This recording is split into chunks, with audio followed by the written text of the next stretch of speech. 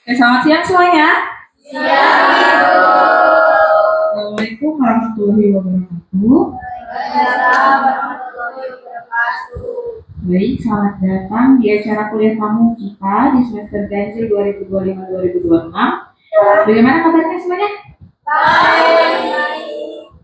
Yang di belakang? Ya, semoga tetap matanya ini semoga tetap on sampai kuliah tamu kita ini selesai. Terus kita kan di atas nih sudah ada judul topiknya kita nih, pemahaman patofisiologi penyakit tropis menular dan tidak menular yang fokus sama kardiovaskular. Ada yang tahu patofisiologi itu apa?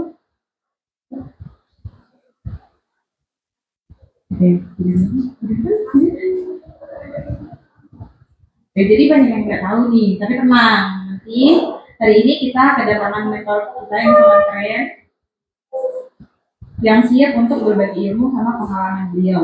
Kemudian topik kita hari ini sangat menarik, yaitu pemahaman patofisiologi penyakit tropis menular dan tidak menular. Kemudian siapakah sosok keren yang ada di sebelah saya ini? Jadi sosok keren yang di sebelah saya ini bernama Dr. Beni Trisaktiari, spesialis penyakit dalam dengan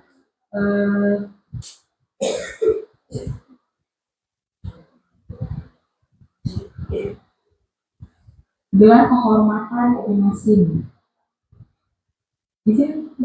Ya, Finasim itu kan nggak usah latihan. Ya, cukup. Jadi sebelum kita serahkan panggung sebelumnya kepada dokter, izinkan saya menyampaikan beberapa aturan di dalam ruangan ini. Yang pertama, mode senyap. Jadi pastikan handphone kalian di dalam mode silent. Kemudian yang kedua, siap bertanya. Jadi kalau misalnya nanti dokter menjelaskan sesuatu, terus ada yang mau kalian tanyakan, kalian bisa simpan, kalian bisa tulis dulu pertanyaan kalian, terus nanti kalian bisa tanyakan ke sesi tanya jawab nantinya. Kemudian yang ketiga, hargai waktu. Jadi kita akan mulai tepat waktu, ini sudah mulai sebenarnya, dan selesai tepat waktu. Jadi mohon kerjasama dari adik-adik semua. Oke? Jadi tanpa berlama-lama lagi, mari kita langsung berikan tempat dan waktu kepada Dr. Beni. Ya. Selamat siang. Saya diberi tugas untuk membahas penyakit menular dan tidak menular. Memang penyakit itu cuma ada dua itu, menular dan tidak menular. Berarti sudah mau membahas semua penyakit ini. Tapi kira-kira mampu nggak kita memahami semua penyakit itu?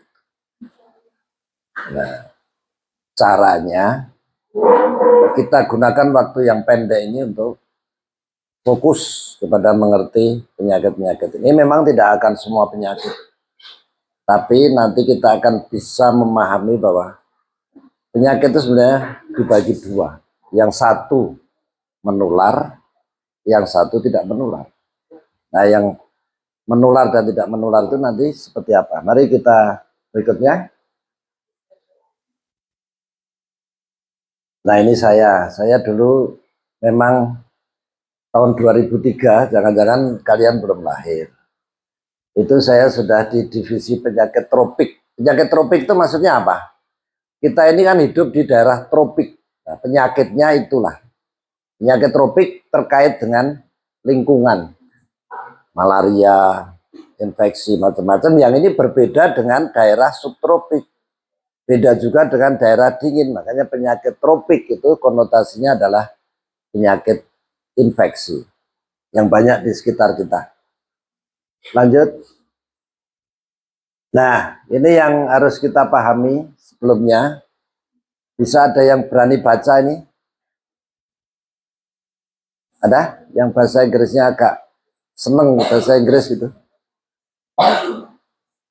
Ayo, kalau berani. Siapa berani?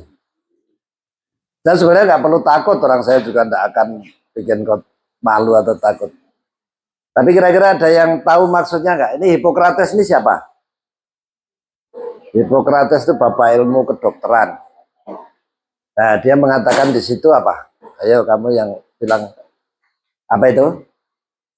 Illnesses itu keadaan penyakit. Does not come apenas out of the blue. Dia tidak datang itu tiba-tiba. They are developed from small daily sins against nature.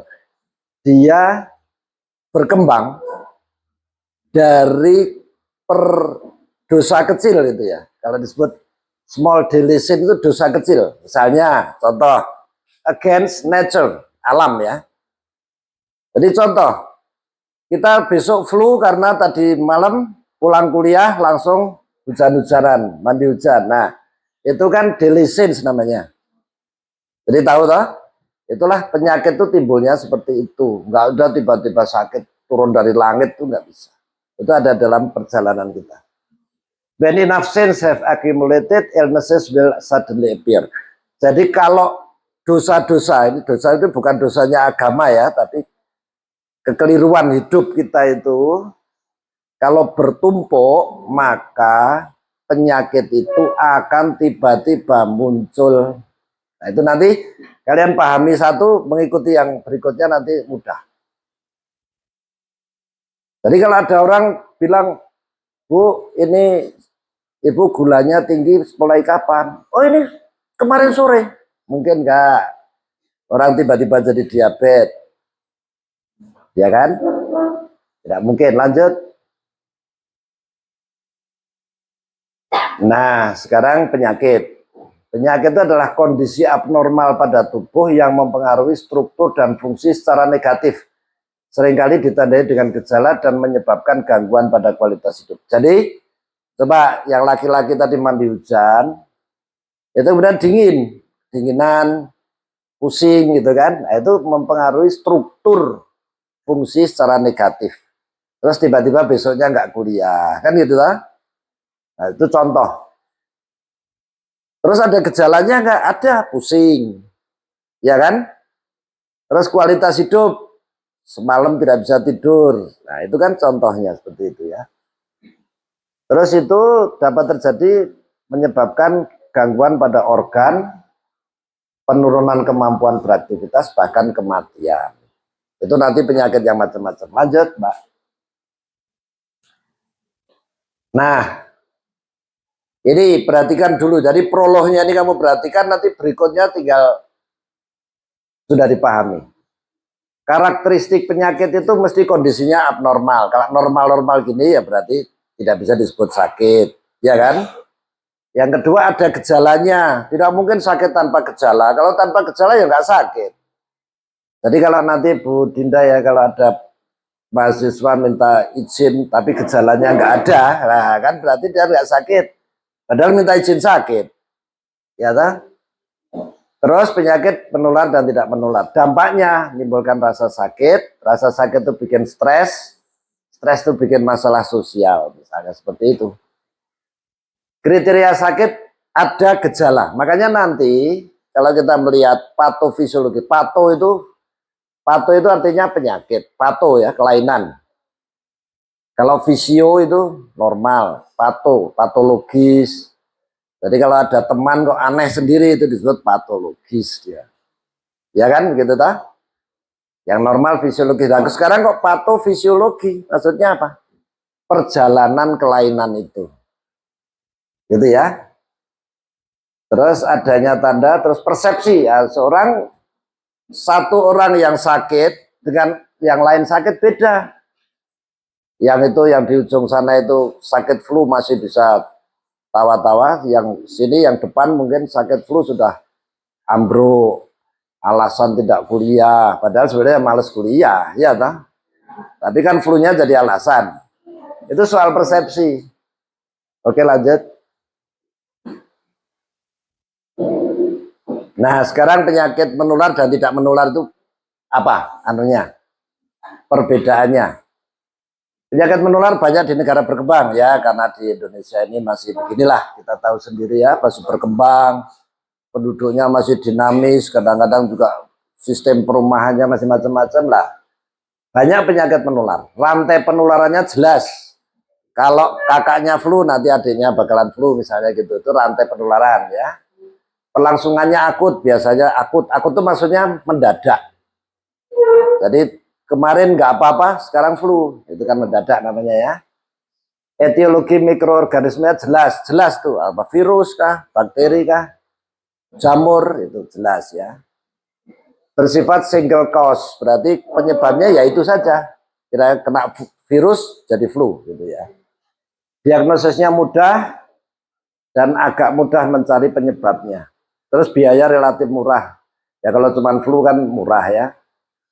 Jelas muncul di permukaan. Jelas muncul itu maksudnya kelihatan tuh. Kemarin kita main, sekarang flu dia umpamanya gitu. Terus mortalitasnya cenderung menurun, maksudnya rendah bukan menurun. Rendah itu maksudnya tidak bikin orang sampai mati. Terus penyakit yang tidak menular, nah itu beda. Dia di banyak negara maju. Rantai penularan nggak ada. Pelangsungannya kronik, maksudnya kronik itu lama.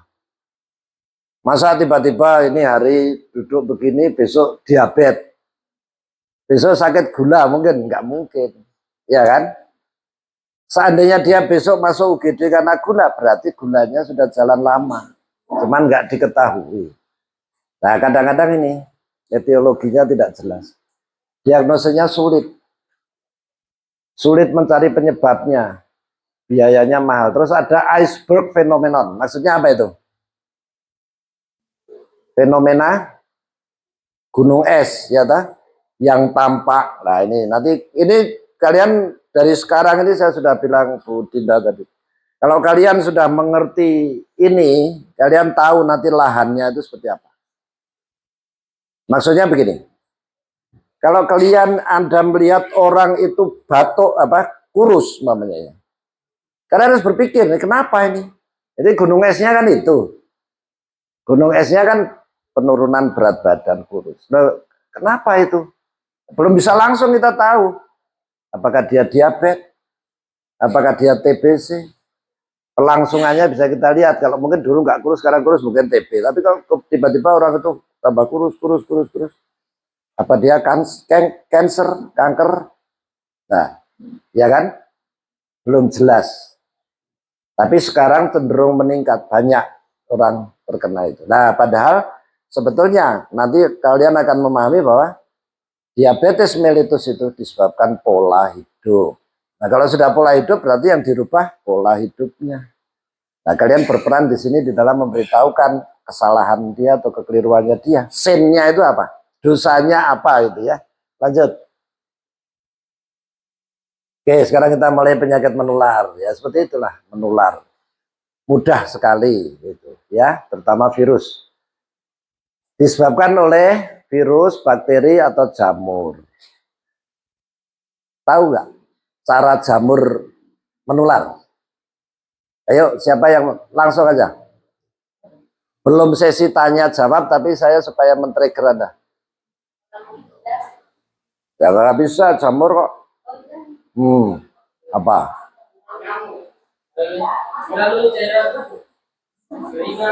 Ya betul, hampir benar. Nah, tapi dalam aplikasinya itu bagaimana seorang tertular?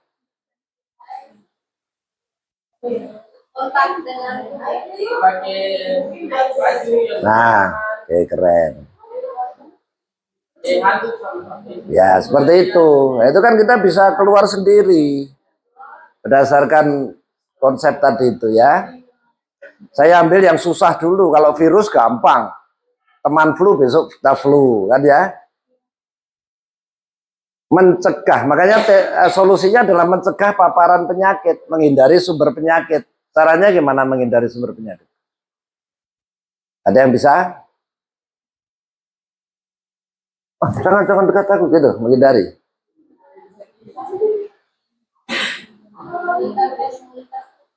Itu penguatnya kita. Tapi menghindari ya tetap ada masker apa.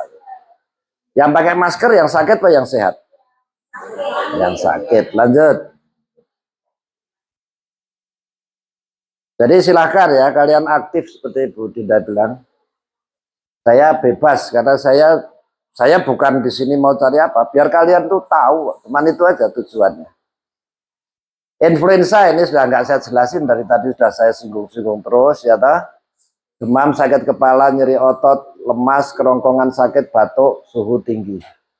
Pencegahannya yang menjaga daya tahan tubuh, tadi yang dibilangkan, menjaga daya tahan tubuh supaya tetap tidak mudah. Kenapa menjaga daya tahan tubuh bisa tidak mudah? Ini yang kalian juga harus tahu. Misalnya di sini ada satu yang flu, apakah semua mesti kena?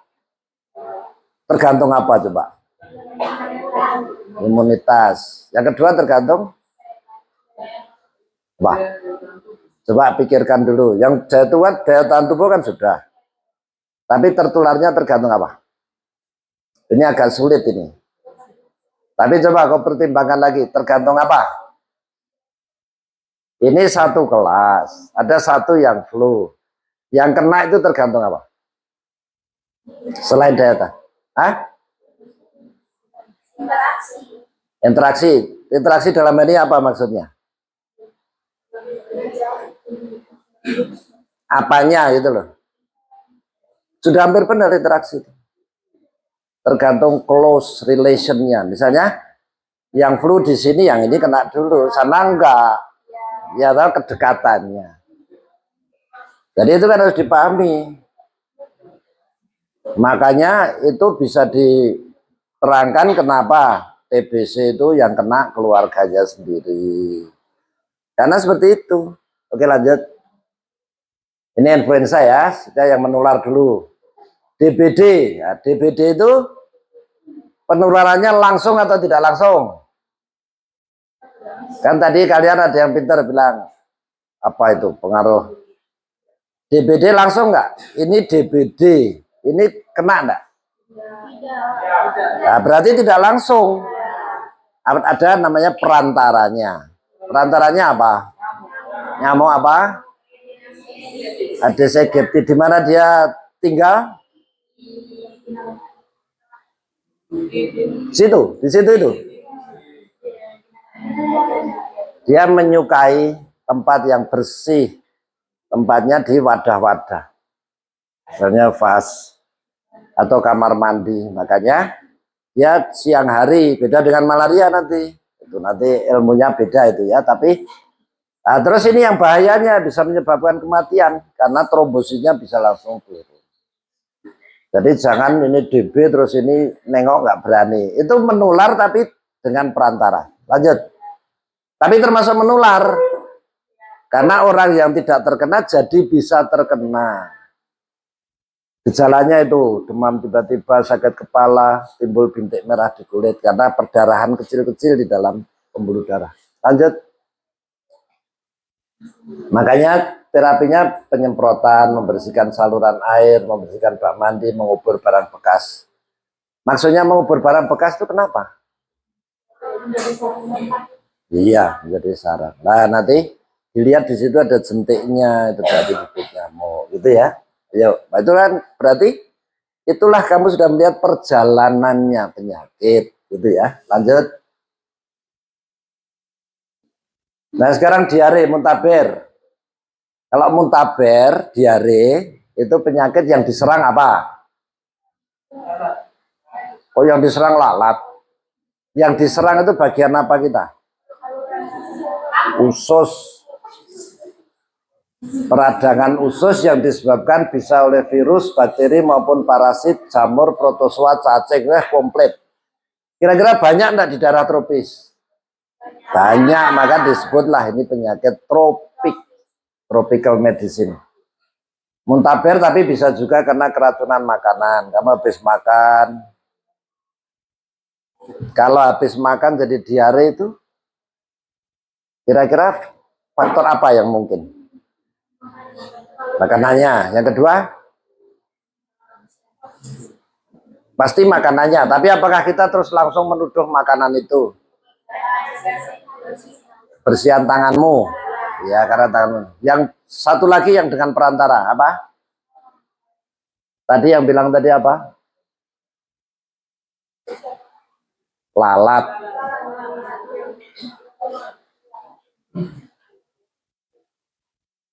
Nah, ini sudah ditampakkan semua, ya toh?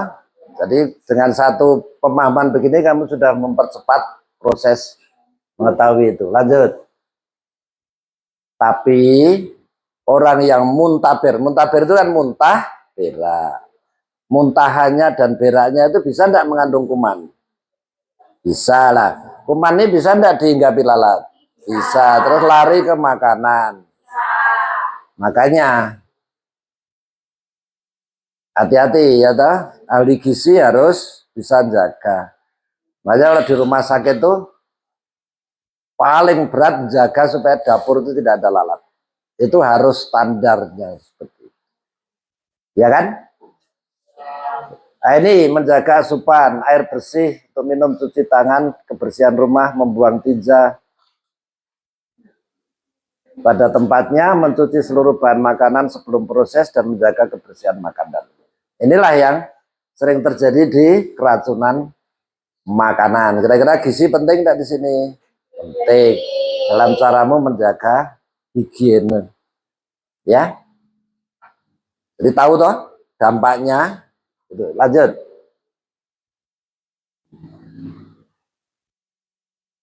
TBC, saya kira ini sudah pernah dibahas ya, sudah jelas. Lanjut, Mbak. Cuman kalau TBC itu tidak akut, prosesnya lama. Kenapa lama? Ada yang pengen tahu nggak? Atau ada yang sudah tahu? Tidak seperti flu. Karena TBC itu kuman itu masuk dulu. Setelah di sini sama tubuh dilawan dulu. Sama yang namanya makrofag. Jadi ada makrofag itu ada seperti besar itu, makro itu kan besar ya. Sel besar yang memakan kuman itu. Sehingga nggak kelihatan. Nah, terus kalau paparannya terus ya makrofagnya lama-lama lemah kan. Nah mulailah kuman itu berkembang biak di dalam paru. Akhirnya jadilah TB. Itu lamanya di situ. Kalau flu kan cepat. Itu namanya masa inkubasi. Inkubasi dari apa? Kumannya tadi. Kumannya perlu waktu berapa lama dia untuk memperbanyak diri, gitu ya. Lanjut. Nah, TBC itu terapinya obat anti tuberkulosis ya. Nah, sekarang kalau ada keluarganya yang TB atau ada juru masakmu yang TB, kira-kira gimana? Jangan memasak, ya kan? Atau pakai masker. Itu kan salah satu kepentingnya kamu tahu penyakit. Ya apapun yang nanti saya mau paparkan kan kepentingannya kaitannya dengan kebutuhanmu, pemahaman. Kenapa sih orang TB tidak dilibatkan dalam proses masak? Karena nanti batuk masuk ke makanan itu kan. Lanjut. Tapi juga jangan suka hoax. Udah orang belum TBC udah dituduh TBC ya toh. Varicella cacar air, sudah pernah lihat keluarganya cacar air? Sudah, atau kau sendiri cacar air kayak jangan-jangan lihat toh. Menular lewat udara dia sebetulnya. Napas. Jadi bukan senggolan begini, tapi napas. Cuman keluarnya virus itu bentuk serangannya kalau tadi DBD bintik merah, kalau ini benjol-benjol, ngeri. Ngeri karena dia kalau pulihnya nggak normal, kulitmu nggak halus. Ya dah, lanjut. Cacar ini penularannya dengan pencegahannya dengan vaksinasi ya. Lanjut. Nah, malaria. Nah, ini asik kalau kita bicara malaria ini. Kumannya Plasmodium namanya. Pengantarnya atau perantaranya apa? Nyamuk? Nyamuk apa?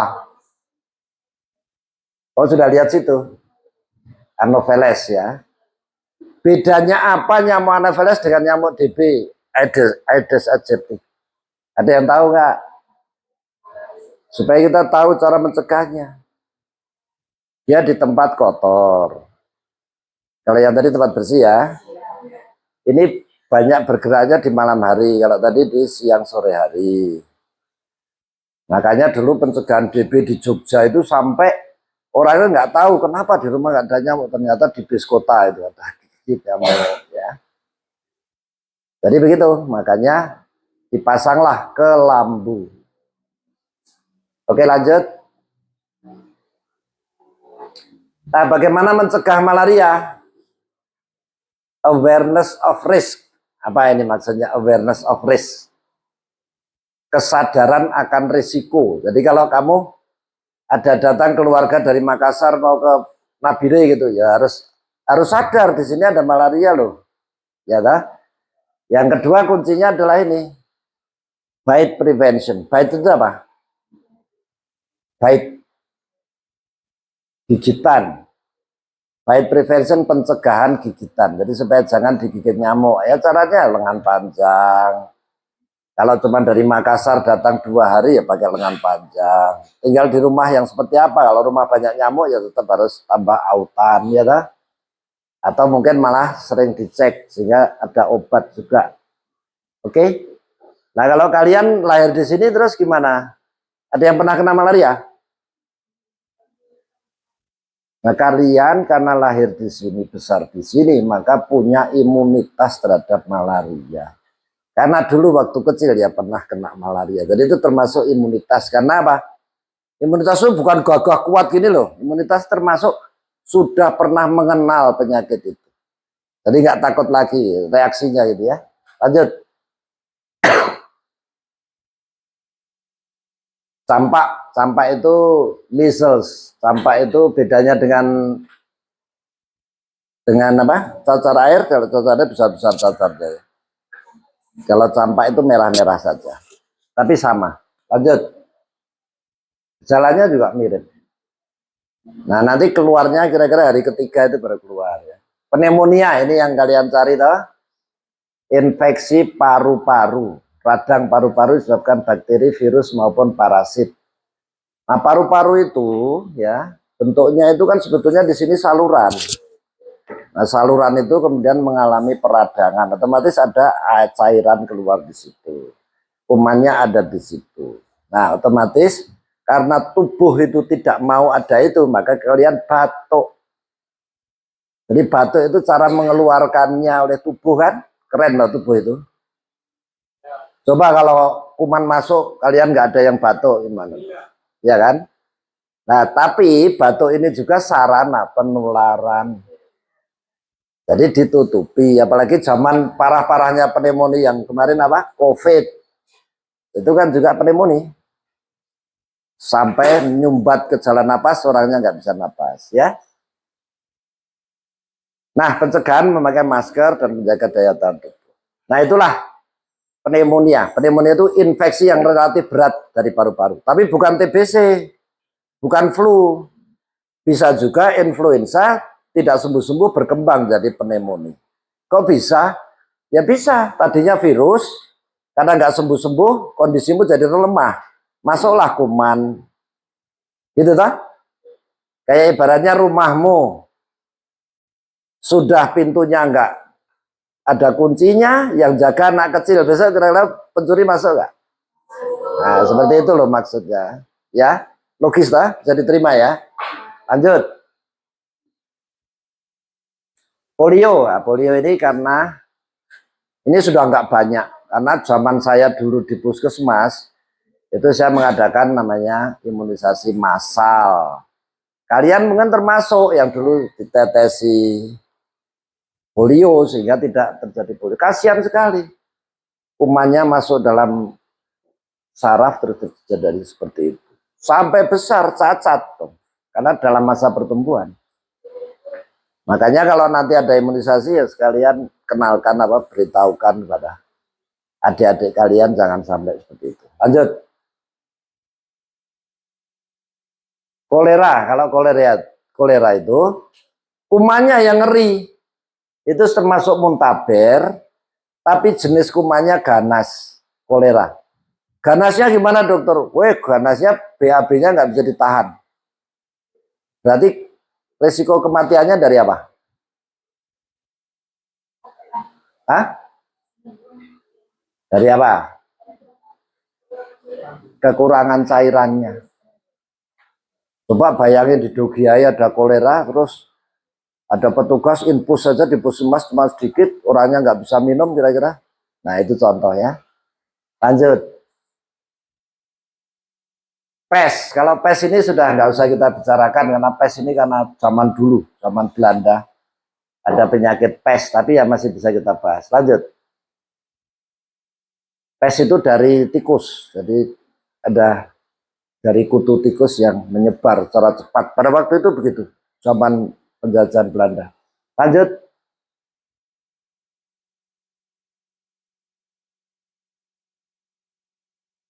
Demam tifoid, apa itu? Tipes, bahasa kalian. Tipes itu menyerangnya, kumannya namanya Salmonella typhi, menyerang ke usus. Berarti tipes itu, coba kalian tak bikin logika yang gampang ya. Kalau ada kuman masuk, dari adanya kuman timbullah demam. Demam itu reaksi tubuh. Coba sekarang rumahmu tiba-tiba masuk orang asing, kira-kira kamu emosi gak? Nah, seperti itulah tubuh, ya toh? Timbullah demam. Nah, cuman tinggal jenis kumannya seperti apa. Nah, karena kuman ini langsung menyerang ke usus, maka demam ada, demamnya kira-kira kurang lebih seminggu, 5 hari. Kemudian ada diare, mungkin ada sulit BAB, kemudian lidahnya kotor, nah ini sudah tanda-tanda tipes. Jadi ini tidak mencretnya tidak banyak, tapi nggak enak di perut. Jadilah demam tipes. Akhirnya orangnya perlu opname. Makanya jangan kena tipes. Lanjut. Tipes ini bisa dari makanan-makanan yang ditularkan juga lewat jajanan gitu ya. Tapi kalau di sini bukan berarti di sini banyak, enggak. Banyak di Jakarta. Orang Jakarta kan makan pinggir jalan ini dah, akhirnya kena tipes. Lanjut.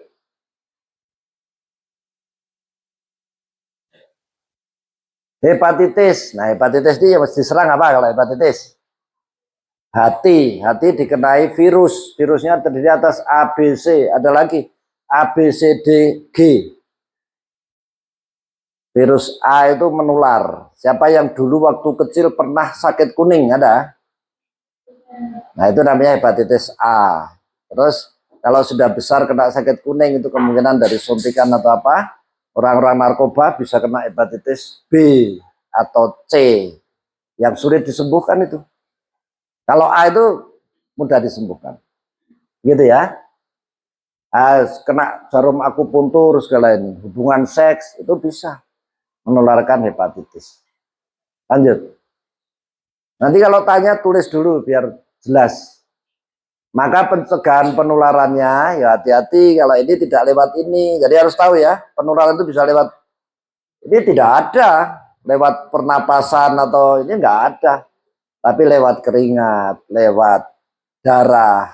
Makanya kalau yang mau donor transfusi diambil ada HbS/Ag positif, hepatitis tidak boleh transfusi. Gitu kan? Lanjut. HIV saya kira sudah diterangkan. Lanjut. Nah, SARS ini yang kemarin COVID. Ngeri itu penyebarannya, ya kan? Bisa sampai nasional dan dunia. Makanya disebut pandemi. Pan itu menyeluruh. Demi itu ya itu penyebaran penyakit. Lanjut. Demam cikungunya ini yang sekarang baru-baru banyak. Seperti demam berdarah, Aedes aegypti sama toh. Tapi gejalanya tidak bintik-bintik, tapi nyeri-nyeri sendi. Ayo jangan-jangan kalian ada yang kira-kira bulan lalu kah itu ada rasa begitu. Nah, itu cikungunya. Cikungunya ya sembuh sendiri juga itu. Ya, sebetulnya semua sembuh sendiri kalau orangnya fit. Kalau orangnya lemah ya, apalagi banyak tugas dari kampus ya kan. Bukan salahnya yang kasih tugas, salahnya kita tidak bikin cepat. Ya kan? Lanjut. Nah, sekarang yang agak sulit ini, penyakit tidak menular. Ini macam-macam. Yang pertama ini ya gambarnya. Oh sudah, enggak apa-apa. Itu ada itu. Mundur lagi, Pak. Ada pohon dengan berbagai batang, ada kardiovaskuler, ada diabetes, ada apa ini? Cancer, chronic respiratory diseases. Ini gimana mempelajarinya? Karena tadi sudah sekarang mempelajarinya tidak lebih sulit karena ini sebetulnya sambung menyambung. Kamu jangan nganggap penyakit ini akan banyak sekali, tapi sambung menyambung. Mari kita lihat. Penyakit tidak menular itu adalah penyakit yang tidak menular, tapi bisa mempengaruhi kelainan organ seperti jantung, pembuluh darah. Maka ini disebut penyakit kronik. Nah, gambarnya saya buat gampang kalian ya. Contoh, kalian dapat tugas, ya Pak, tapi malamnya besok dikumpulkan seminggu lagi, masih lama kan?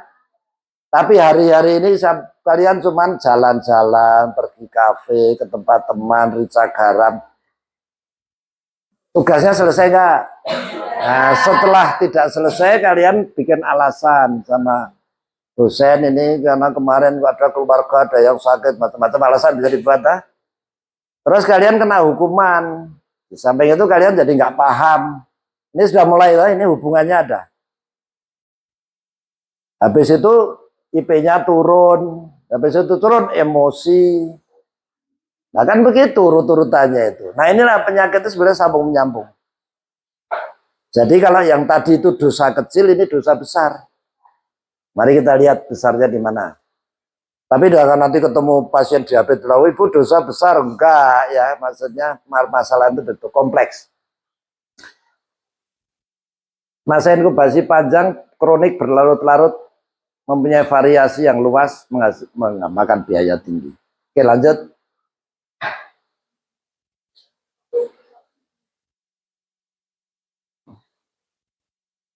Nah, ada di dalam penyakit tidak menular, ini ya, bedakan betul, ada faktor risiko. Maksudnya faktor risiko itu apa? Kalau tadi anak itu yang jenis pemalas, maka dia tugasnya tertunda. Itu berarti punya faktor risiko apa? Pemalas, itu faktor risikonya. Terus sudah pemalas, mudah diajak teman untuk jalan-jalan, itu namanya faktor risiko juga, itu kan? Nah, maka ini diteliti penyakit ini sebenarnya faktor risikonya apa. Mari sekarang kita lihat, pelajari dengan rileks dan senang saja ya. Lanjut. Faktor risiko itu ada dua. Satu yang bisa dirubah, satu tidak bisa dirubah. Kalau pemalas sulit dirubah. Udah bawaan lah. Tapi kalau yang bisa dirubah ya jangan, kalau punya tugas jangan jalan-jalan terus kah. Kan itu toh? Nah, itu yang bisa dirubah. Terus yang kedua, suspected risk factor, yang kedua established risk factor. Maksudnya ada yang diduga, ada yang memang sudah begitu. Nah, di sana ada merokok, alkohol, diet, gaya hidup, kegemukan, asbes, radiasi, sexual behavior ya, itu semua sudah merupakan faktor risiko. Gitu ya. Saya kira sudah cukup jelas ya. Ayo lanjut. Nah, diabetes mellitus, ada ya keluarganya diabetes?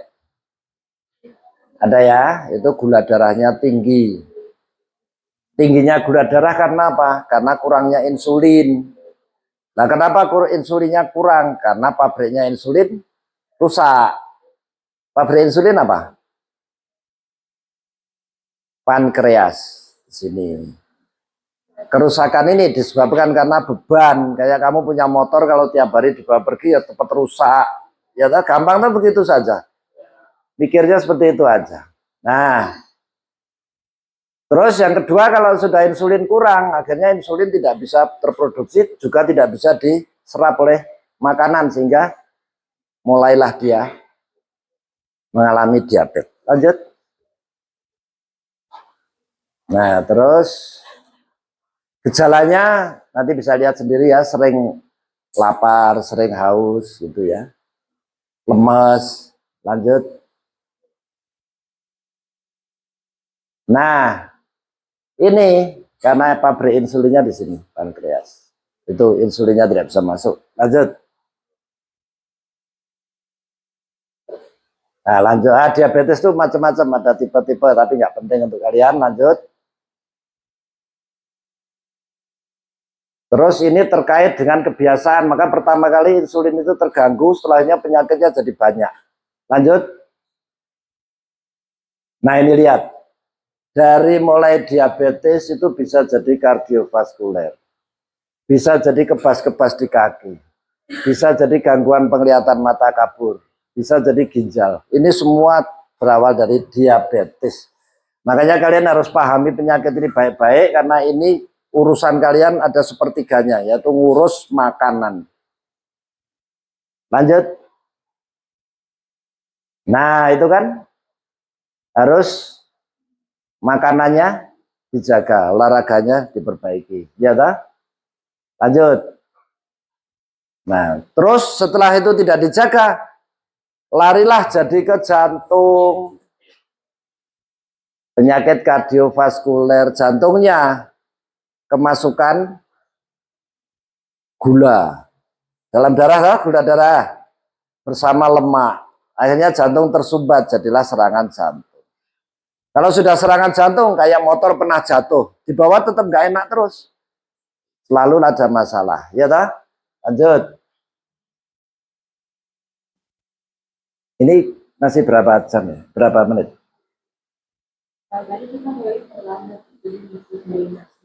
Ya pas. Lama-lama gagal jantung. Gagal jantung itu napas sesek, gak bisa. Itu loh contoh. Lanjut. Itu awalnya dari diabetes loh. Jadi kalian ini tidak rumit, tapi ada kaitan-kaitannya.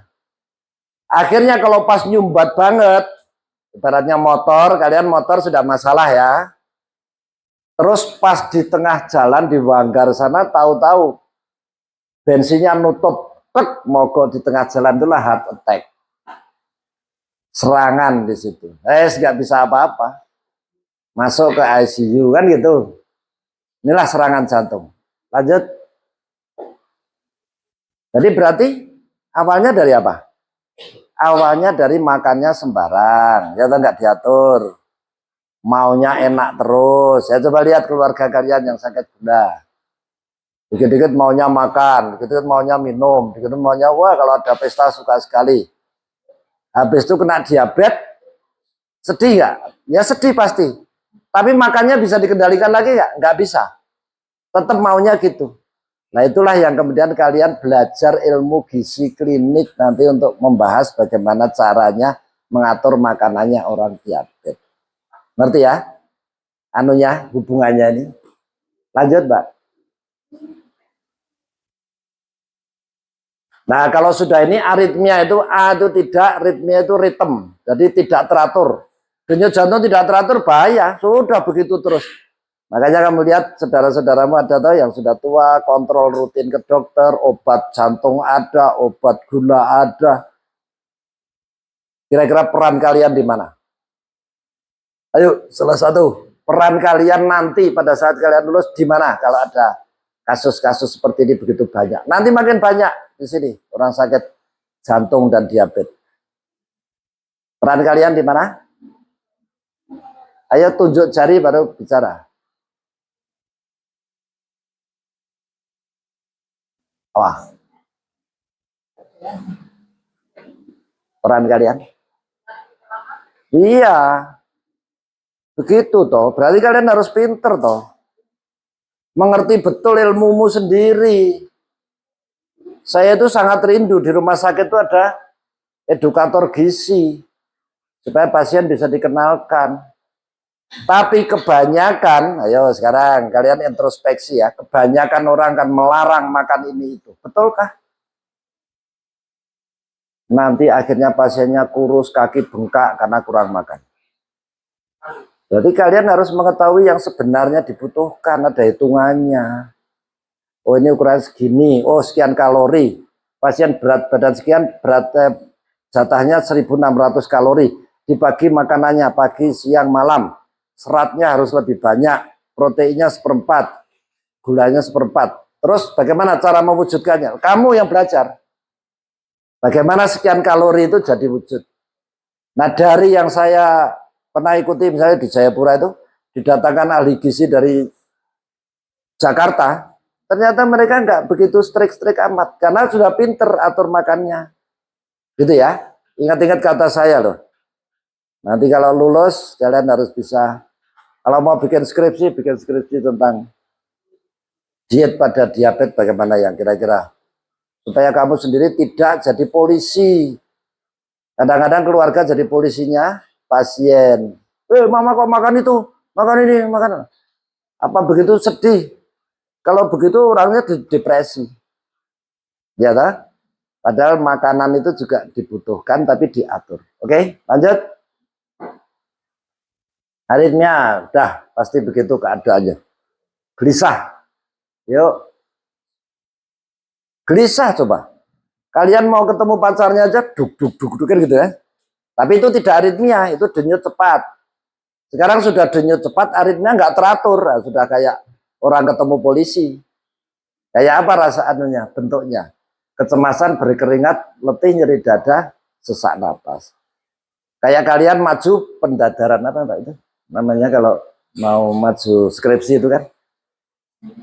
Seminar, wah di luar keringat dingin pasti. Ya seperti itu. Tapi bukan penyakit itu ya, keadaan biasa. Yuk. Kalau perikarditis ini infeksi pada jantung. Selanjutnya. Jadi saya memberi contoh ringan-ringan ini supaya kalian meskipun kalian bukan dokter, bukan perawat. Kalian bisa ngeh gitu loh. Tujuan saya kan itu. Penyakit jantung koroner itu penyakit dari koroner itu arterinya. Arteria koronaria itu tersumbat, terus bagian yang tersumbat jantungnya tidak bisa kerja. Bagian yang tersumbat itu aja. Kalau bahasa motornya itu pincang mesin. Nah kalau pincang mesin habis, bisa mogok, bisa tidak bisa laju. Ya toh? Lanjut. Gejalanya seperti itu, sama sesak napas, keringat dingin, pening, kelelahan. Lanjut. Nah ini faktor risiko yang tidak dapat diubah dulu. Apa? Usia. Tidak bisa dirubah. Kamu mau merubah usia? Nggak bisa. Jenis kelamin? Nggak bisa. Nah, maksudnya apa sih ini faktor risiko? Misalnya, diabetes lebih menyerang orang usia 40 tahun ke atas. Kan sudah, jangan kamu salahin. Salahnya ibu tua, ya nggak bisa dong. Ya kan?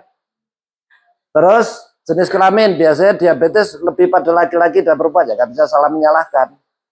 Riwayat keluarga, ada keluarga yang menderita jantung diabetes. Tidak bisa disalahkan. Ada pasien kadang-kadang datang ke saya, dokter saya ini gula karena orang tua gula. Nah, terus berarti orang tua itu menurunkan penyakit kah? Bagaimana ceritanya? Kalau orang tua menurunkan penyakit sudah sejak bayi kamu kena. Nyatanya enggak kan?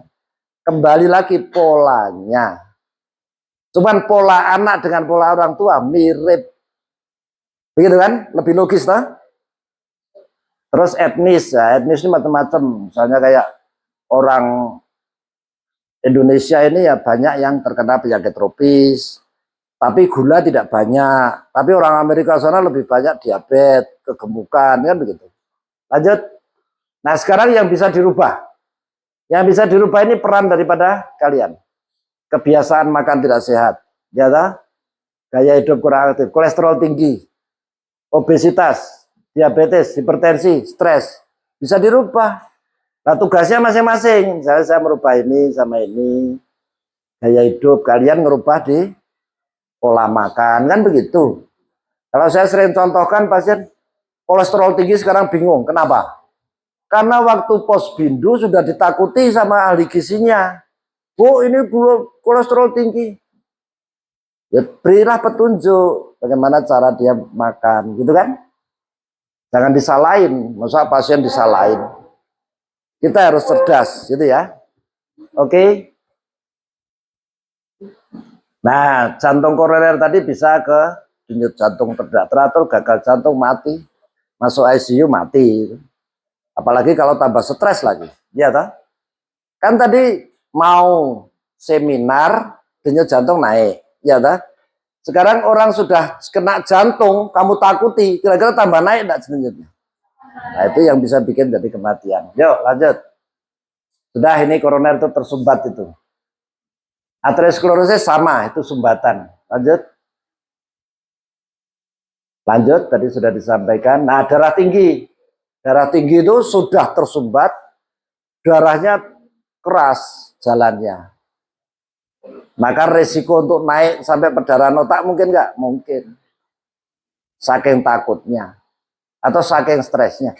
Ada tahu orang stroke barusan nonton bola, jagoannya kalah langsung stroke. Kan bisa terlalu emosi gitu loh. Ya kan? Lanjut. Nah ini stroke, pecah pembuluh darah atau tersumbat pembuluh darah. Banyak orang stroke, kamu lihat apa efek samping atau yang terjadi dengan orang stroke setelah dia kena serangan stroke apa? Kecacatan. Ada yang jalan begini, ya dah. Kasihan, padahal itu bisa dicegah loh.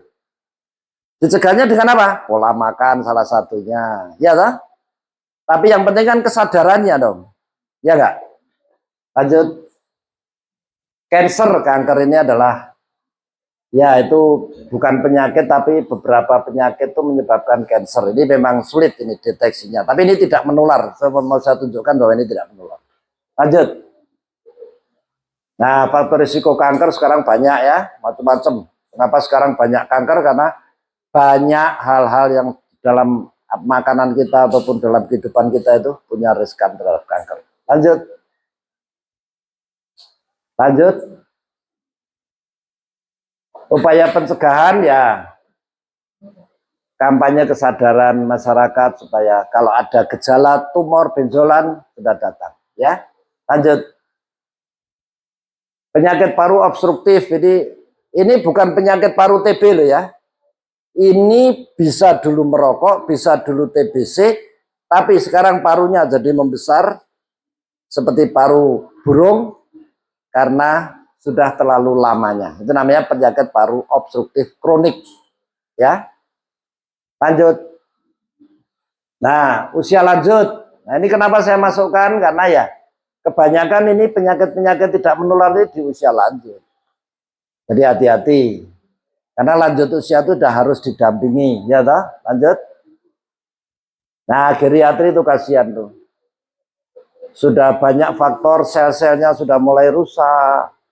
Terjadilah penyakit datang lagi. Nanti mana yang akut lagi. Makanya kalau orang geriatri kan duduknya sendiri, ya toh? Kalau ini dipandu sendiri. Kalau kamu flu, kan kamu tidak layak menengok bayi, ya toh nanti ketularan. Bayi juga lemah, usia lanjut juga lemah. Ya, lanjut. Nah, itulah sedihnya orang tua, ya toh? Sudah dia tidak ada yang menemani. Padahal kita semua tua nggak sih nanti? Nah, kalau kita semua jadi tua, kalian yakini, ya kalian yang muda, cobalah pahami ilmu ini. Sudah bisa merawat orang tua atau nenek kalian, ya. Lanjut.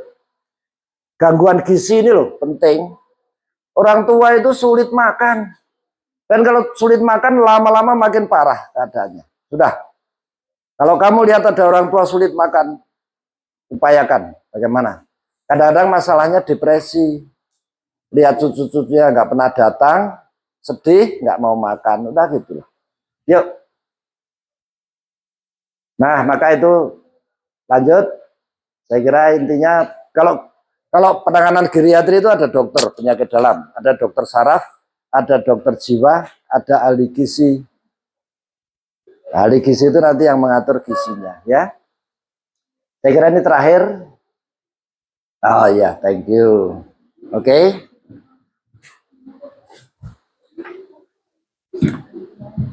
Oke. Terima kasih banyak dokter atas materinya. Boleh minum ya. Nah, kita sampai di sesi tanya jawab. Apakah ada mahasiswa yang mau bertanya? Yang mau bertanya silakan angkat tangan, sebutkan namanya, dari prodi apa, terus kelas berapa. Terus sebutkan pertanyaannya apa. Silakan.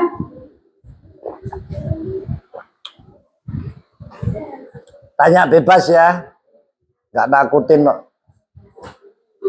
Baik, izin membuka. Nama. Nama saya Adel dari prodi S1 Ilmu Gizi semester 1. Saya bertanya, berdasarkan patofisiologi yang sudah kita pelajari, maka pencegahannya apa yang paling efektif? Terus apakah fokusnya harus di lingkungan atau fokus di dalam tubuh kita agar penyakit tropis menular dan tidak menular bisa kita hindari. Baik, terima kasih. Terima kasih dokter. Jadi pertanyaannya itu tadi, apakah atau fisiologinya berdasarkan tadi materi yang sudah dokter jelaskan, apakah hanya pencegahannya mengenai lingkungan saja atau ada yang lain dokter? Silakan. Tanyanya bagus. Jadi memang itu adalah dua aliran di dalam ilmu kedokteran. Jadi ada aliran yang mengatakan bahwa kita yang harus dikuati, ada yang mengatakan lingkungannya harus dikuati. Nah, ini pertanyaan menarik karena begini. Itu ada hal yang mendasar sekali. Bagaimana kita itu mengelola diri kita kan. Tetapi sebetulnya kedua-duanya berlaku sekaligus. Maka dalam perjalanannya Hippocrates mengatakan pada tiap diri itu ada dokternya. Maksudnya dalam diri kalian itu ada penyembuh. Coba kalau tidak percaya. Kalau kalian di sini lecet, apa kalian ke dokter? Pasti cari Handeplas. Nah ya toh? Sekarang kenapa kok kita bisa yakin dengan Handeplas itu sembuh? Buktinya nanti 5 hari dibuka sudah nyambung. Jadi saya luka bakar begini yang malah segak saya Handeplas. Karena saya yakin dengan tubuh saya itu. Tubuh kita itu hebatnya di situ. Nah sekarang definisi kuat itu apa gitu ya? Apakah kuat itu karena minum vitamin yang banyak? Kuat itu seimbang. Makanan seimbang, kerja seimbang gitu. Nah kita makan, ilmu gizinya dimakan, tapi kan untuk kerja. Nah, makan kelebihan juga risiko, kerja kelebihan risiko. Nah berarti yang bagus seimbang. Nah postur kalian juga bisa menjadi ukuran toh. Kalau kalian pagi-pagi mau kuliah kan, lihat dulu. Aku kegemukan kah? Terlalu kurus kah? Kan bisa kelihatan tiap hari. Itu contoh bentuk keseimbangan gitu loh. Nah kalau kurang seimbang, nggak seimbangnya di mana? Kan gitu. Tapi kebanyakan sekarang kan pada nekat. Rasanya nggak seimbang, tapi saking stresnya, sudah makan sudah, epen kah? Akhirnya tidak terurus jadi ke obesitas. Jadi masalah kan? Masalah tidak menular. Tapi kalau yang masalah menularnya, kalian terlalu banyak kerja, daya tahan tubuh turun, kenalah flu dari orang lain, teman kerja misalnya, gitu loh. Jadi dijaga dalam keseimbangannya. Maka ada istilah nggak ya? Diet seimbang, ada kan? Nah itu diet seimbang itu yang seimbang. Justru kalian bisa mempelajari itu dengan baik, keren. Oke, kita ada yang mau tanya?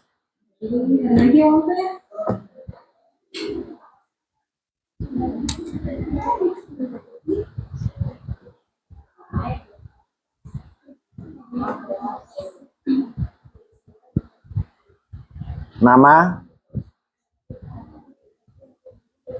Selamat pagi Bapak, perkenalkan nama saya Dimiatin Hasana dari kelas D2 Prodi Gizi semester 1. Bapak, di sini saya ingin bertanya, apakah penyakit hepatitis atau kekuningan itu bila bola mata sudah menguning, apakah kalau sembuh bola matanya tuh warnanya bisa normal lagi? Terus faktor apa yang menyebabkan bola matanya tuh menguning dan cara mengatasinya bila sudah terkena? Terima kasih. Saya kira cukup jelas dokter. Ya. Jadi kuning, jangan lihat di mata. Kamu paling ngeri memang lihat di mata toh. Kenapa mata kelihatan paling kuning? Karena matanya putih. Kalau kamu lihat dari badan, yang paling kelihatan di sini atau di kuku. Tetapi urutannya itu kulit dulu baru mata. Jadi kalau mata sampai kuning itu sudah lanjut namanya. Tetapi kuning itu bukan berarti masalah paling makin kuning makin tinggi, ya bisa juga kita sebut begitu. Tetapi kan penyebabnya gitu kan. Makanya penyembuhannya penyebabnya dari liver, infeksi hepatitis, ya sudah Hepatitis itu ada obatnya nggak? Enggak juga. Yang diobati adalah dampaknya. Karena virus itu adalah, ingat ya, dicatat, virus itu self-limiting diseases. Penyakit yang menyembuh dengan sendirinya. COVID itu termasuk self-limiting diseases. Tapi pada saat Menteri Kesehatan waktu itu teman saya mengatakan self-limiting, padahal ternyata se-Indonesia jadi dapat marah orang. Kan gitu. Memang self-limiting, tapi dampaknya.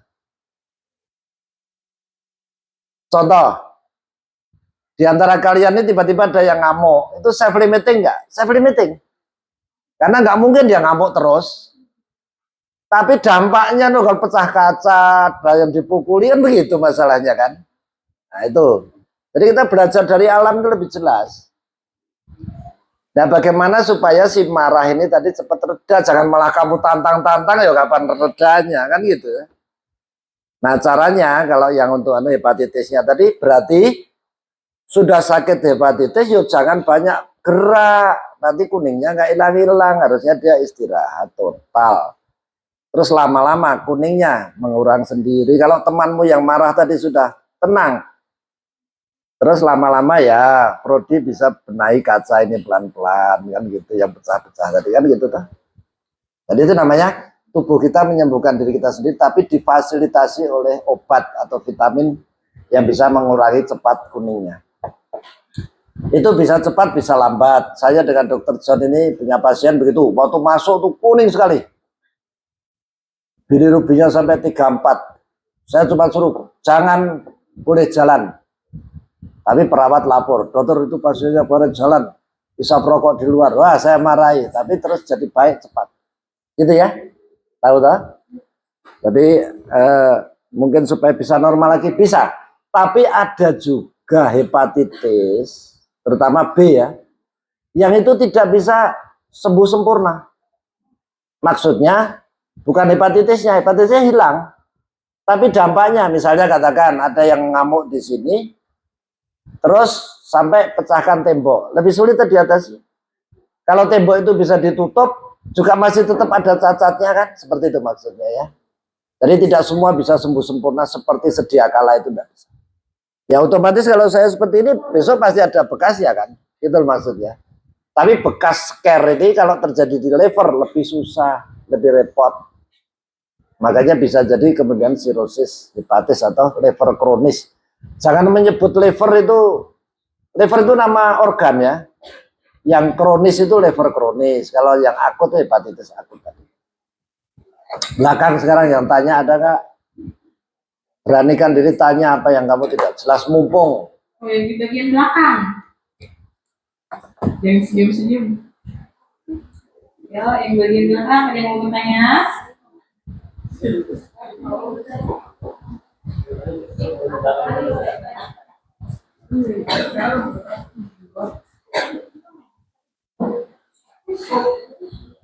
Baik, perkenalkan nama saya Devi Putra, saya dari Prodi Aktivitas Kesehatan. Saya ingin bertanya kepada Pak Dokter, bagaimana faktor lingkungan sosial dan ekonomi berkontribusi terhadap peningkatan penyebaran penyakit menular di masyarakat?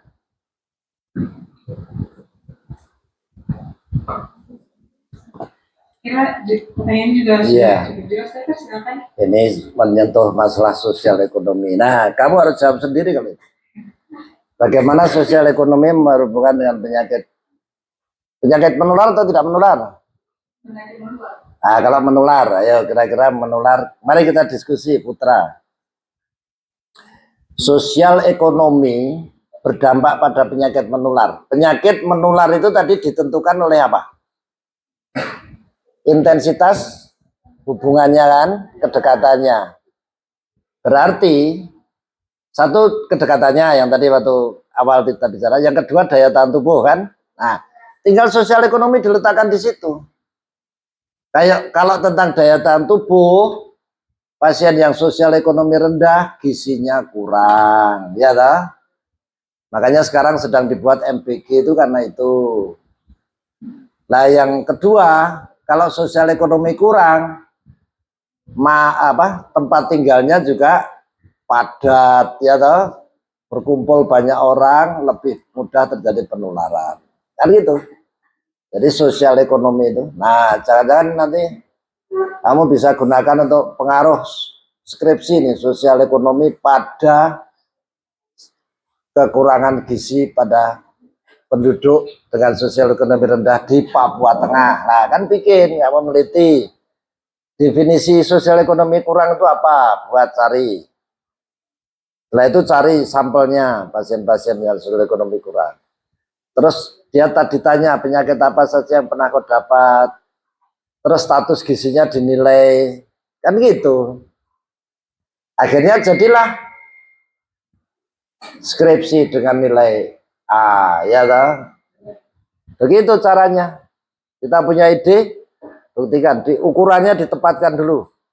Oh, sosial ekonomi kaitannya dengan penyakit menular dan gizi. Atau status gizi dalam hubungannya dengan status ekonomi. Pasti ada itu. Karena memang dihubungkan. Misalnya seperti sensus ekonomi. Itu kan menghubungkan dengan nanti. Makanya MBG ini adalah satu respon terhadap temuan-temuan sensus atau penelitian-penelitian kan gitu. Ternyata ada orang yang makanannya. Nah, saya sendiri juga hidup di zaman dulu kok. Saya dulu makan dengan garam misalnya. Nah terus kira-kira sekarang saya tanya Putra, kalau kamu harus menyediakan gizi yang cukup pada pasien dengan sosial ekonomi rendah, apa pikiranmu sekarang? Hah? Oh kamu apa? Oh administrasi ya, tapi pertanyaanmu bisa untuk ide yang gizi. Sekarang yang gizi ada enggak? Yang bisa jawab pertanyaan tadi. Kira-kira kalau ada sosial ekonomi rendah, terus dia kurang makan jadi gizi kurang, bagaimana kamu bisa mencukupi gizi dia? Sekarang tak ajak, ayo ada berani jawab? Ini kita tanya balas tanya toh. Baik, saya akan menjawab. Nama saya Tan Pegi dari gizi. Baik, itu kita harus kasih makanan sesuai kemampuannya begitu. ya, ambil contoh. Pokoknya kayak di rumah tuh kayak ada karbohidratnya seperti ubi, vitamin seperti sayur. Kalau ada protein bisa tambah lagi. Proteinnya apa? Proteinnya tuh seperti ikan. Nah, ikan beli. Kayak kacang-kacangan juga bisa. Nah, itu kan kamu sudah mulai pinter toh. Iya. Pikirkan itu, kamu buat penelitian tentang itu. Bagaimana makanan pada sosial ekonomi rendah tetap berkecukupan gizi seimbang. Dengan begitu wujudkan, manfaatkan dari masa kecilmu yang pernah dan dibangun oleh ibumu jadi sebagus ini badanmu. Hormati ibumu yang telah pernah mencarikan makanan yang mungkin tidak tersedia di itu, tapi harus mengambil makanan dari. Kalau dulu saya kepala puskesmas tuh saya disuruh ceramah edukasi untuk pembuatan tabulapot, tabulakar zaman dulu, tanaman gizi tapi di halaman kecil-kecil aja, terong ada, ini ada, cabai ada, terus kalau keladi itu ada, kecil-kecil aja yang untuk kebutuhan sehari-hari yang tidak perlu beli, sediakan. Tapi juga itu kamu coba siapa Tan PK namanya? Otan PK. Nah, coba kamu pelajari sekarang BGN itu, Badan Gizi Nasional itu. Dia sedang merancang penggunaan bahan-bahan yang ada di halaman ternyata bergizi tinggi. Ikuti toh. Ternyata dia bisa diikutkan dalam MPG. Nah, misalnya contoh, di mana itu yang ada ulat sagu itu kan itu salah satunya. Kamu penelitian itu dengan sampel kecil saja sudah keren. Kalau nanti sudah waktunya mulai bikin skripsi dari kecil-kecil begitu. Oke ya. Lanjut, ada yang bertanya lagi, silakan. Lagi yang mau tanya.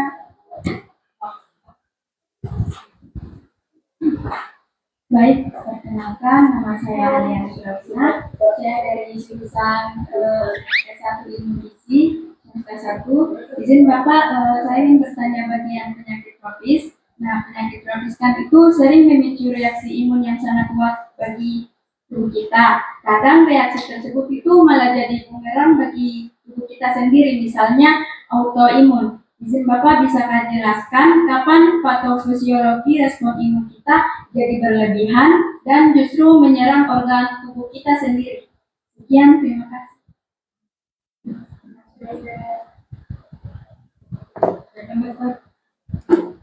Saya mau jawab. Ini pertanyaannya bagus. Kayak sudah kamu siapin gitu ya. Tapi jawabannya ada. Tapi tidak usah. Kita pakai contoh simple. Namanya autoimun. Kamu diputus pacar. Terus kamu ngamuk dirimu sendiri, cakar-cakar, itu autoimun nggak itu? Nah, jadi reaksimu sendiri yang berlebihan. Nah, bagaimana meredakannya? Ya nggak gampang. Ada obatnya untuk meredakan autoimunitas. Tapi tergantung dari pasiennya. Kalau pasiennya tuh karakternya masih begitu, ya siapa yang mau bisa? Nah, ya toh. Nah, sedangkan dampak dari infeksi untuk memicu imunitas itu sedang saja, tidak akan berlebihan. Ada yang berlebihan, misalnya pada pasien diabetes. Kenapa kok diabetes kalau luka sulit sembuh? Karena adanya luka itu sulit ditahan oleh daya tahan tubuh, sehingga di situ tidak sembuh-sembuh lukanya. Itu satu contoh. Yang kedua, ketika seseorang itu, ini yang Dr. John tadi baru ikuti, orang suatu infeksi di saluran tenggorokan, terus menjalar sampai ke jantung, jadi penyakit jantung rematik. Itu ya karena reaksi autoimunitas juga. Reaksi itu tidak juga bisa kita kendalikan, tetapi kita usahakan supaya jangan diperparah. Caranya gimana? Sebetulnya ini tadi kan kita bicara kasus pasien penyakit jantung rematik baru umurnya 15 tahun. Sebetulnya itu terjadi karena dulu waktu terkena radang tenggorokan tidak diobati secara sempurna, akhirnya kumannya lari kan. Gitu loh.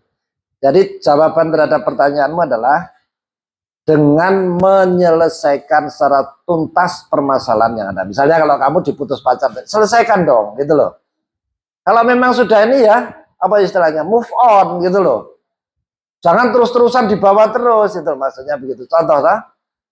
Jadi kalau kita sekarang terkena influenza atau radang tenggorokan, selesaikan sampai sembuh. Jangan dibiarkan dia berlanjut sampai menyerang jantung, nanti jadilah penyakit autoimun yang lain. Karena dalam tubuh masih melakukan semacam, ya itu tadi lah, kayak orang nggak move on itu kan terus pikirin terus ya.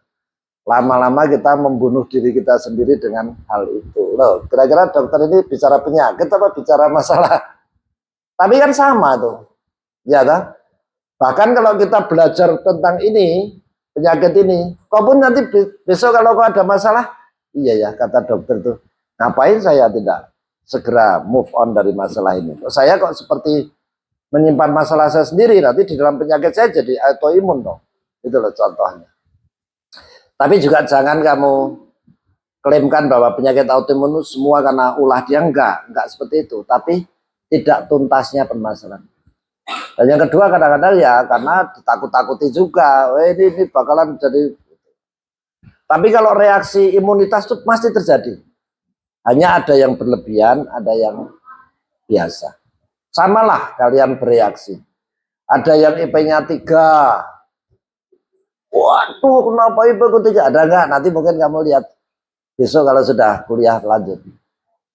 Sedangkan yang 2,7 juga tenang-tenang saja. Kan lainan orang punya sifat. Yang 3 ini karena digadang-gadang dari bapaknya, kamu kalau IP harus cum laude. Akhirnya stres. IP 3 belum merasa belum puas. Sedangkan yang ini yang santai-santai 2,7 sudah puas. Contoh ya. Seperti itulah dalam tubuh kita juga sama. Oke? Yuk. Ada lagi.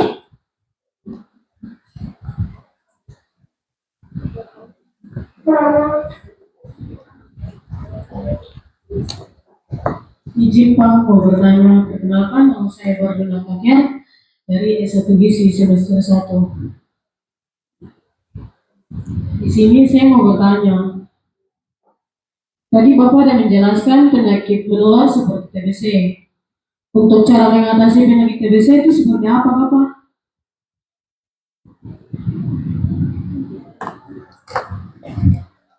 Oke ya, ini sebenarnya kan sudah kata Bu Dinda sudah ada pembicaranya TB. Kalau belum saya ya TBC penularannya dulu tadi sudah tahu, ya tahu imunitasnya sudah tahu, daya tahan tubuh sudah tahu. Terapinya ya diberi obat anti kuman TBC itu. Tapi mungkin saya tahu pertanyaanmu itu kenapa terlontar. Karena banyak teman-teman dan saudaramu yang tidak sembuh-sembuh, begitu kah? Ya, kenapa itu? Kira-kira kenapa? Pak, karena kurang obatnya atau karena apa? Yo, kalau setelah ikut kuliah saya tadi.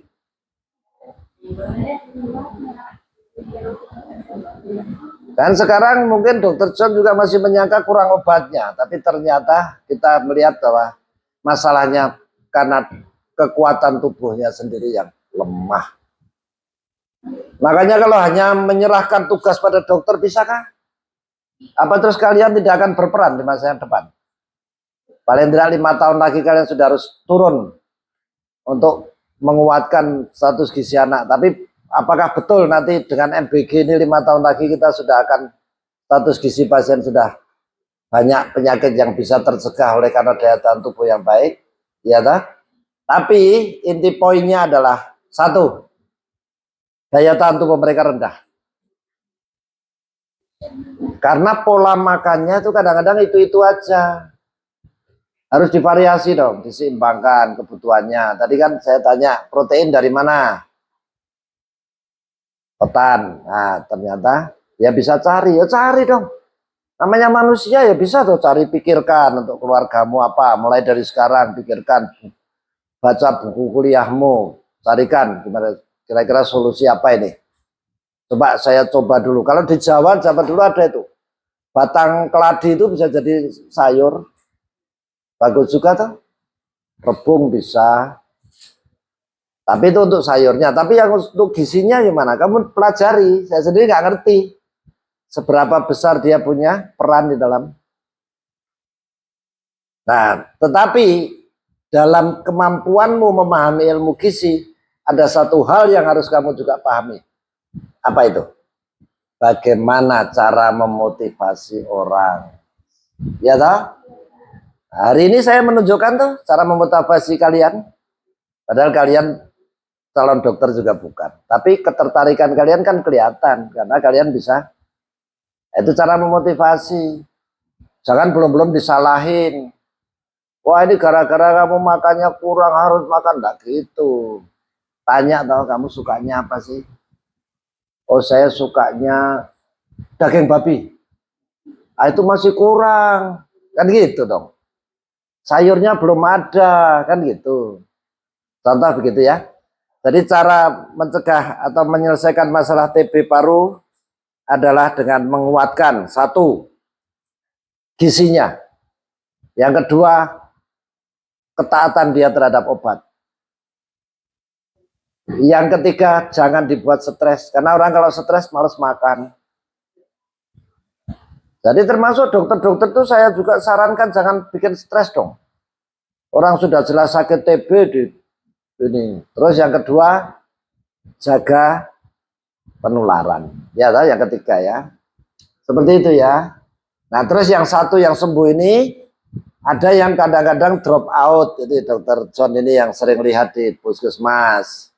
Drop outnya karena apa? Karena apa Dokter John? Tuh, sudah dijawab sendiri toh. kurang support. Berarti kalian tugasnya apa? Ya mensupport. Itu support ada dua loh. Support sebagai keluarga, memberi dorongan support psikologis. Yang kedua support apa? Dalam kaitannya dengan prodi ini, support gizi. Ya makanya kalau kalian itu mahasiswa gizi, tidak boleh ada yang kurus seperti saya toh. Iya toh. Yang badannya bagus karena memahami gizi. Oke, lanjut. Oke, pertanyaan selanjutnya ada lagi?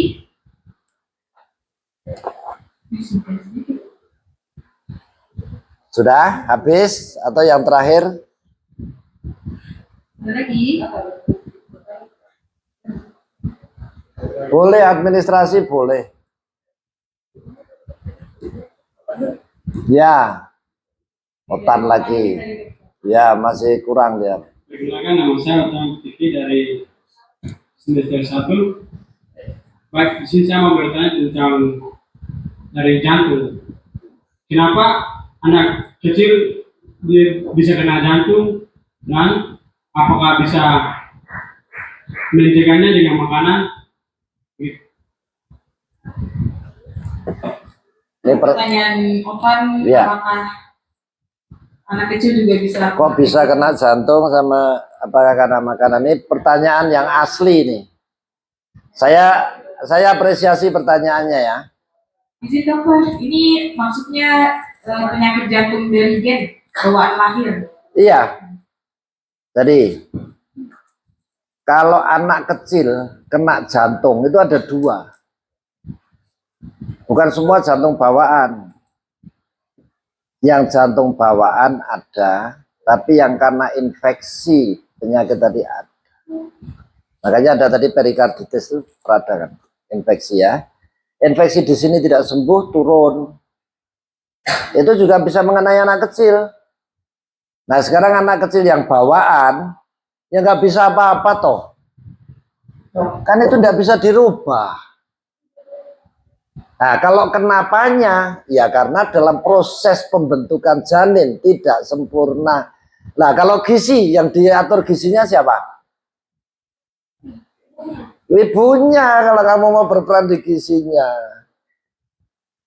Supaya nanti dia tidak lahir sebelum waktunya, ya toh?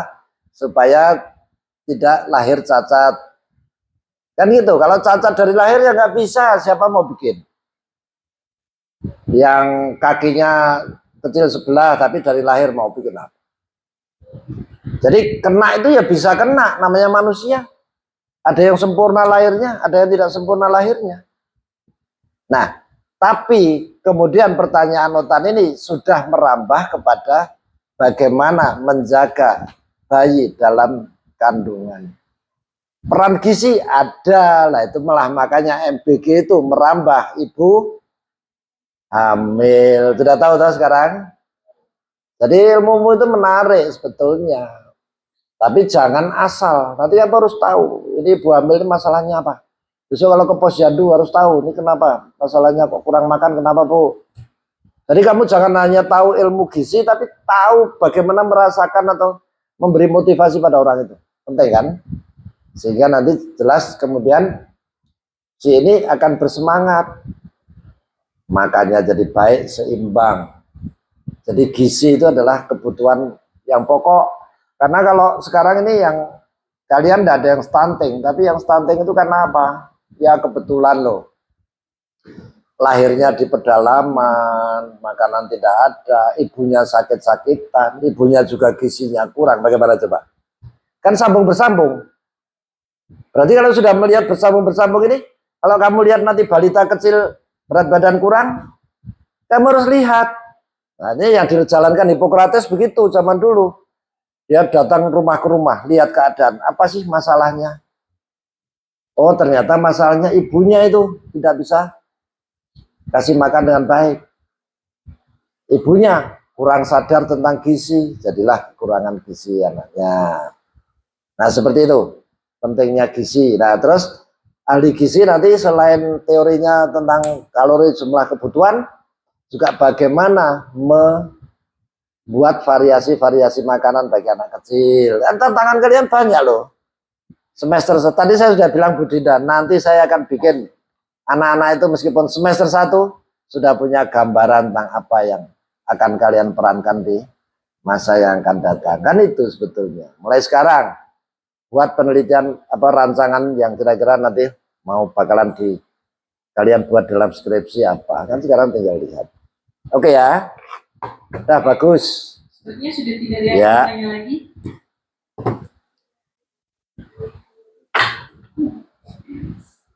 Mungkin dari dokter ada closing statement, Dok? Ya. Terima kasih. Closing statement saya adalah kalian ini calon orang-orang yang bisa berperan besar di masa yang akan datang. Oleh tidak 5-10 tahun ke depan. Dan kalian waktunya untuk mempersiapkan diri itu saat ini.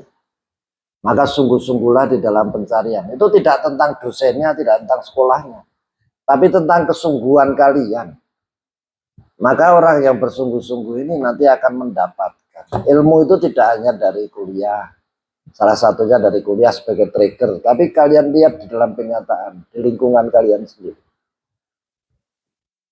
Mulai sekarang sudah kaji. Tapi jangan kalian sok tahu terus ngajari orang tentang gizi. Pelajaran kalian aja belum beres. Tapi kan sudah bisa baca literatur yang ada atau hal yang bisa kalian dapat. Sekarang ini aksesnya kan enak sekali tuh. Terus pikirkan hal seperti kalian bertanya tadi kepada saya, itu sebetulnya pertanyaan kritis ya. Nah, pertanyaan kritis itu dibutuhkan sebagai calon ilmuwan, itu dibutuhkan. Pertanyaan kritis ini yang akan membuka cakrawala keilmuan. Kalau orang tidak punya pertanyaan kritis, untuk apa? Kuliah mau cari status saja. Bagaimana orang mau menjadi ilmuwan tapi hanya mencari status? Kalian juga nanti bukan bekerja sendiri, akan bekerja dengan orang lain. Bagaimana kalau kalian hanya cari status? Kan kalian harus juga belajar bagaimana mengawasi orang di dalam seperti yang kaidah ilmu yang kalian dapat. Jadi begitu ya, tetaplah semangat dalam pencarian ini, dan apa yang saya sampaikan tadi mungkin bisa menjadi trigger memicu kalian. Terima kasih, Pak Dinda.